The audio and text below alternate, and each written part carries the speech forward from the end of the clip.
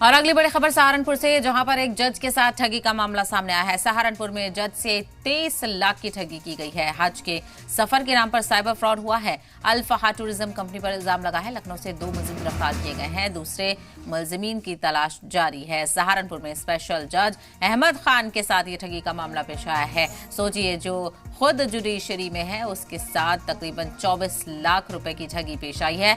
Online transfer इल्जाम है कि पैसे लेने के बाद मुलजिमीन ने सफर का कोई खास इंतजाम नहीं किया और लगातार बहाने बनाकर मामले को टालते रहे। पुलिस जांच में यह भी सामने आया है कि जिस टूरिज्म कंपनी के जरिए ये पूरा खेल चल रहा था उसके पास हज के सफर का कोई वैलिड लाइसेंस नहीं था। पुलिस ने लखनऊ से उसामा रशीदी और एजाज अहमद को गिरफ्तार किया। दोनों मुलजिम लंबे वक्त से फर्जी टूरिज्म कंपनी के जरिए मजहबी यात्राओं के नाम पर लोगों से ठगी कर रहे थे। तो आप देख सकते हैं किस तरह से ये पूरा मामला पेश आया है। और सिर्फ ऐसा नहीं है कि आम इंसान हो, ये जुडिशरी से जुड़े हुए लोगों के साथ इस तरह के वाकयात पेश आएंगे तो अपने आप में सवाल उठ रहे हैं। तो जज के साथ ये वाकया पेश आया है। सहारनपुर से ये बड़ी खबर है, जहां पर फर्जी कंपनी की तरफ से ये फ्रॉड किया गया है।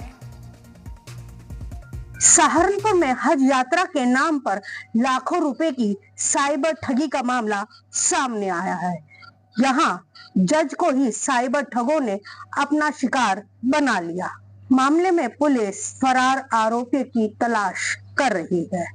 वहीं ठगी हुई रकम की बरामदगी की भी कोशिश की जा रही है। तो आपने देखा किस तरह से ये पूरा मामला पेश आया और ज्यादा जानकारी हासिल करते हैं। नीना जैन हमारी नुमाइंदा इस वक्त सहारनपुर से हमारे साथ जुड़ गई हैं। नीना, पूरा वाकया ये कैसे पेश आया और पुलिस ने अभी तक क्या कुछ जांच की है? कौन सा ये ग्रुप था और कैसे ये लोगों को बेवकूफ बना रहा था? जज्बात के साथ भी खेलना हुआ, क्योंकि मजहबी यात्रा का जो हवाला देकर ये पूरा ठगी की गई है। देखिए, बताऊं कि हज एक ऐसी चीज है जिसके लिए हर व्यक्ति सपना देखता है कि जिंदगी में एक बार वो अपने हज कर ले।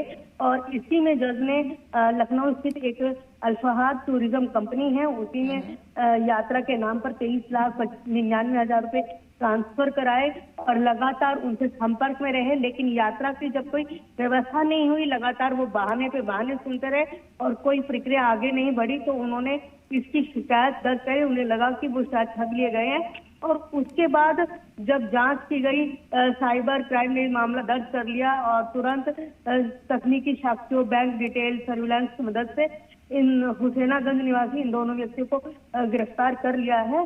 और ये काफी लंबे समय से ठगी कर रहे थे। इनके पास लाइसेंस नहीं था और इसके साथ अन्य कई आरोपी हैं जिनकी तलाश में लगातार दबिश दी जा रही है। और जो रकम जमा कराई गई थी 23,99,000, उसको भी बरामद करने का प्रयास किया जा रहा है। लेकिन अपने आप में जब एक बहुत बड़ा सवाल है कि जब एक पढ़ा लिखा जज जैसा व्यक्ति इनके चंगुल में फंस सकता है, तो आम आदमी कितने आसानी से इसमें फंस जाते होंगे। बिल्कुल, ये बड़ा सवाल है और इस तरह से जो ये ठगी के मामले हैं ये बहुत आम हो गए हैं। नीना, क्योंकि 2 लोगों को गिरफ्तार किया गया है, उनसे पूछताछ में ये भी पता चलेगा, यानी इसके बाद और भी गिरफ्तारियां अमल में आ सकती हैं, क्योंकि ये पूरा ग्रुप हो सकता है और ना सिर्फ एक जज बल्कि और कितने लोगों को ये बेवकूफ बना रहे होंगे। बिल्कुल, बहुत सारे नाम सामने आ सकते हैं किन किन लोगों को इन्होंने अभी तक ठगा है। जज ने खुद आगे आकर रिपोर्ट दर्ज कराई, ये एक बहुत बड़ी बात है। उन्होंने ठगी को ये नहीं समझा कि चुप होकर बैठ जाए और इसके खिलाफ आवाज न उठाएं, शिकायत दर्ज न करें। उन्होंने आगे बढ़कर शिकायत दर्ज कराई। इससे निश्चित रूप से और लोगों को भी लगेगा कि अगर इस तरह की ठगी उनके साथ होती है तो वो भी शिकायत दर्ज कराए, न्याय मिलेगा, गिरफ्तारी होगी, पुलिस कार्रवाई करेगी। लेकिन जरूरत है उन व्यक्ति को ठगी होने के बाद आगे आने की। और इस खुलासे में अभी बहुत ज्यादा पूछताछ होगी तो बहुत सारे नाम भी सामने आएंगे कि उन्होंने कहां किस किस को ठगा है और कितना पैसा उन्होंने इसमें बनाया। बिल्कुल, पूरा ग्रुप यहाँ पर निकलकर सामने आएगा। और सबसे हैरानी की बात यह है कि मजहब से जुड़ी हुई मुकद्दस यात्रा को लेकर ये इस तरह का काम कर रहे हैं। बहुत शुक्रिया नीना जैन इस हवाले से जानकारी साझा करने के लिए।